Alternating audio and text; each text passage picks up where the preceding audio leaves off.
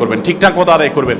অনেক মা বোনরা আপনারা নামাজ পড়েন, নামাজ হয় না। বাংলাদেশে বেশিরভাগ মহিলাদের, নারীদের মধ্যে একটা ভুল আছে নামাজ প্রসঙ্গে, সেটা হলো যে নামাজের মধ্যে সতরটা ভালো করে ঢাকেন না। সতর কি? মেয়েদের নামাজের মধ্যে মুখমণ্ডল ছাড়া, দুই হাতের কবজি ছাড়া তাদের মাথা থেকে পা পর্যন্ত পুরো শরীর তারা ঢেকে রাখবে।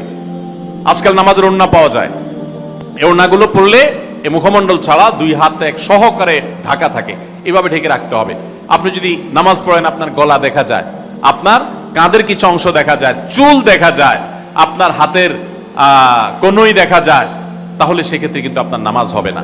যদি আপনার পুরো নামাজ জুড়ে এরকম খালি থাকে এগুলো, তাহলে নামাজ হবে না। অনেক বোনরা এটা জানেন না, তাহলে নামাজটা ঠিকঠাক মতো পড়তে হবে। জান্নাতে যাওয়ার জন্য এটা পূর্ব শর্ত, নাম্বার 2। নাম্বার 3, রমজান মাসে রোজা রাখা। রোজা রাখার ক্ষেত্রে আলহামদুলিল্লাহ মা বোনরা রাখেন সাধারণত, কিন্তু রোজা রেখে গীবত, মিথ্যা, শেকায়েত, মানুষের পিছনে সমালোচনা করা, এগুলো করলে রমজান নষ্ট হয়ে যায়, রোজা নষ্ট হয়ে যায়। এগুলো করা যাবে না, এগুলোতে বেঁচে থাকতে হবে। সেই সাথে অনেক মা বোন আছেন, একটু সন্তান গর্ভে আসছে, কিন্তু সন্তান দুধ কিংবা সন্তান দুধ পান করে, এই অজুহাত দিয়ে তিনি দেখা যায় যে রমজানের রোজা ঠিক মতো রাখেন না। এটা ভুল। বরং সামান্য একটু ঠুনকো অজুহাতে রমজান রোজা বাদ দেওয়া যাবে না। যতক্ষণ পর্যন্ত শক্তি সামর্থ্য আছে রমজান রোজা ঠিক মতো রাখতে হবে, নাম্বার 3। 4 নম্বর হলো স্বামীর আনুগত্য করা। আমি সবসময় বলি, এটা হলো মহিলাদের জন্য তিতা করল্লার আমল। তিতা করল্লা দিয়ে জুস বানায় খাওয়ানো, এটা যেরকম কষ্টের কাজ মানুষের জন্য, ঠিক একইভাবে মহিলাদের জন্য স্বামীর কথা শোনাটা এরকম কষ্টের কাজ। অনেক মহিলা আছে, নামাজ পড়তে রাজি আছি, রোজা রাখতে রাজি আছি, তাসবিহ তাহলিল করতে রাজি আছি, কোরআন পড়তে রাজি আছি, মগর পুরুষের স্বামীর কথা শুনবো না।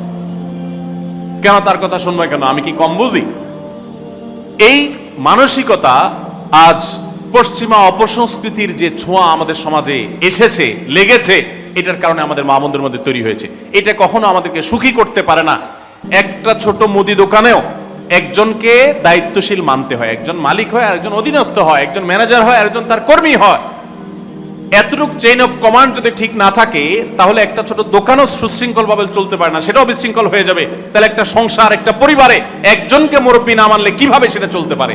অবশ্যই একজন নারী তার স্বামীকে অভিভাবক মানবেন, মুরব্বী মানবেন, তাকে মেনে চলবেন। শুধু ইসলামই বলে নাই, পশ্চিমা দুনিয়ার মানুষরাও স্বীকার করে। সব একটা আত্মজীবনীমূলক লেখা ধারাবাহিকভাবে বাংলাদেশে একটি জাতীয় গণমাধ্যমে প্রকাশ হয়েছে অনেক বছর আগে, আমি পড়েছি।